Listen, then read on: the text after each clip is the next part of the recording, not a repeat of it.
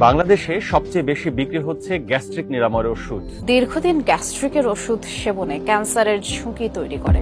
মানে আপনাকে আমি গ্যারান্টি দিব, যারা গ্যাসের ওষুধ রেগুলার খায় ওর পেটের অসুখ কোনোদিন ভালো হবে না। তো সারা জীবন গ্যাসের ওষুধ খাইতে। বহু লোককে দেখেছি যারা র্যান্ডাম মাসের পর মাস বছরের পর বছর খেলে। এটা হয়তো আপনাকে সাময়িক তৃপ্তি দেয়, সাময়িক উপকার করে, কিন্তু লং রানে আপনার কিন্তু ক্ষতি করে। দীর্ঘদিন ধরে যদি কেউ গ্যাস্ট্রিকের ওষুধ সেবন করে সেক্ষেত্রে অনেকগুলি সাইড এফেক্ট হতে পারে। সেটা ধরেন ক্যান্সার। গবেষণায় দেখা গেছে দীর্ঘমেয়াদী এই ওষুধগুলো যদি খাওয়া হয় তাহলে বিভিন্ন ধরনের স্বাস্থ্যহানি করতে পারে। আপনার পকেটের মাত্র 5 থেকে 7 টাকা দিয়ে প্রতিদিন সকালে আপনি নিজের জন্য কিডনি রোগ আর হাড় ক্ষয়ের ঝুঁকি কিনে আনছেন না তো? আপনার আশেপাশে এমন একজন মানুষ নিশ্চয়ই আছেন, হয়তো আপনার বাবা, বড় ভাই, কলিগ কিংবা আয়নার সামনে দাঁড়ানো আপনি নিজেই, যিনি সকালে ঘুম থেকে উঠেই খালি পেটে একটা গ্যাস্ট্রিকের বড়ি খান, ভারী কিছু খাওয়ার আগে আরেকটা, না হলে গ্যাস হবে বলে, আর রাতে শোয়ার আগে আরেকটা।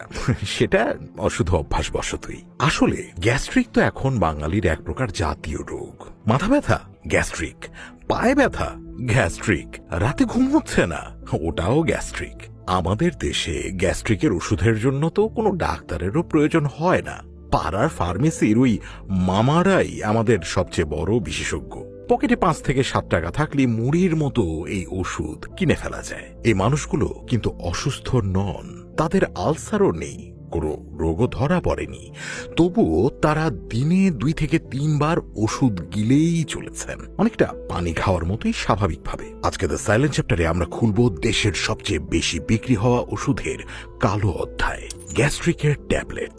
কারণ একটা গোটা জাতি কিভাবে কোনো রকমের রোগ ছাড়াই আজীবন ওষুধ খাওয়ার এক নীরব বায়োলজিক্যাল ফাঁদে আটকে গেল, এটাই বাংলাদেশের জনস্বাস্থ্যের সবচেয়ে নীরব অথচ ভয়ঙ্কর সত্য। কিন্তু বাংলাদেশের মানুষের আসলে খুবই ভুল ধারণা। তারা সবসময় আমার পেটে গ্যাস হয় এই কথা বলে বছরের পর বছর খেয়ে যেতে থাকে। বিভিন্ন গ্যাসের ওষুধ খাইছি আর কি, হ্যাঁ।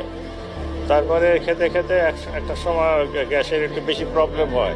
আবার অনেক ক্ষেত্রে বলা আছে কিন্তু 14 দিনের বেশি একটা না এই ওষুধ খাওয়া উচিত না। কিন্তু এই ঔষধগুলো যদি উচ্চ মাত্রায় বছরের পর বছর খাওয়া হয় তাহলে এখান থেকে কিন্তু অনেক ধরনের সাইড এফেক্ট হতে পারে।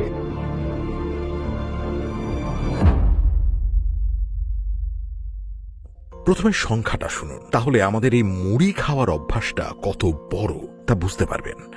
বাংলাদেশের সবচেয়ে বেশি